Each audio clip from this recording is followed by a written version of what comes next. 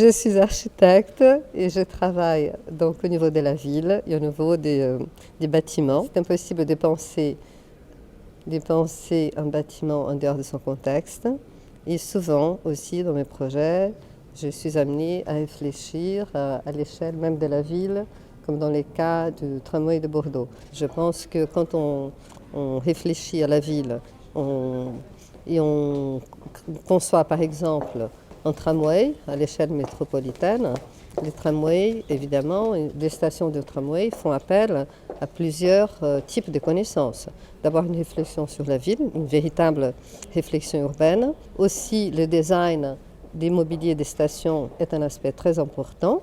Donc on agit à la fois comme urbaniste pour voir comment ces stations vont s'insérer dans la ville, s'intégrer et dialoguer avec la ville et comment elles seront pratiquées et comment le design de ces mobiliers va contribuer à obtenir ce que nous voulons proposer sur les plans du projet. Chaque pays a sa propre culture et quand nous concevons un projet pour un pays, il faut intégrer le modèle culturel, la manière de pratiquer les espaces. Quand j'ai construit à Casablanca, j'essaye que à la fois le projet reflète forcément, le projet va refléter ma signature personnelle, mais d'intégrer certains éléments de la culture locale d'une manière très contemporaine qui vont exprimer que ce projet est bien un projet conçu pour Casablanca, avec des éléments qui vont évoquer des traits de l'architecture locale, de l'architecture vernaculaire, et surtout d'intégrer aussi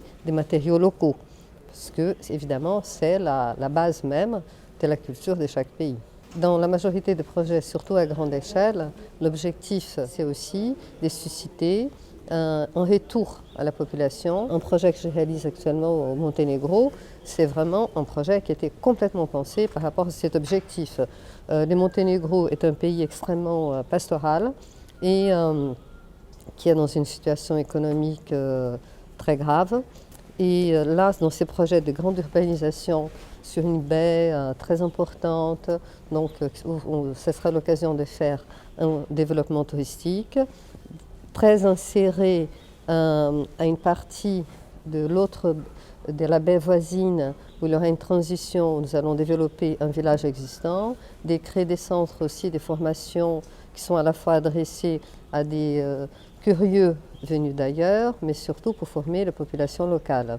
Et l'objectif, évidemment, c'est que ces projets induisent un grand développement dans les pays, vu l'échelle du projet. Actuellement, on appelle l'architecture durable ce qu'avant on appelait la bonne architecture. C'est ça qui est nouveau, disons dans les termes durables, c'est d'intégrer une réflexion sur aussi le nouveau système de transport, les économies d'énergie, la gestion de l'eau, la gestion des déchets, des sujets que nous ne connaissions pas il y a encore 30 ans.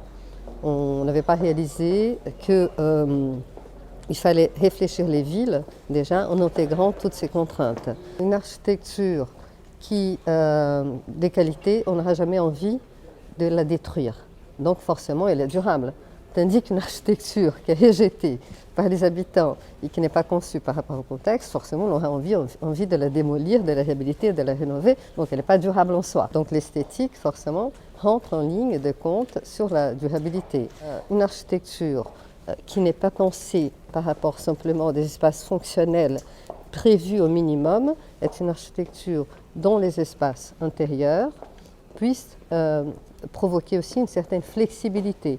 On peut faire évoluer les plans, donc on n'est pas besoin de démolir, on pourra juste adapter ses intérieurs. Donc au fait, ce que nous appelons actuellement architecture durable, c'est tout simplement ce qu'on a toujours appelé architecture de qualité.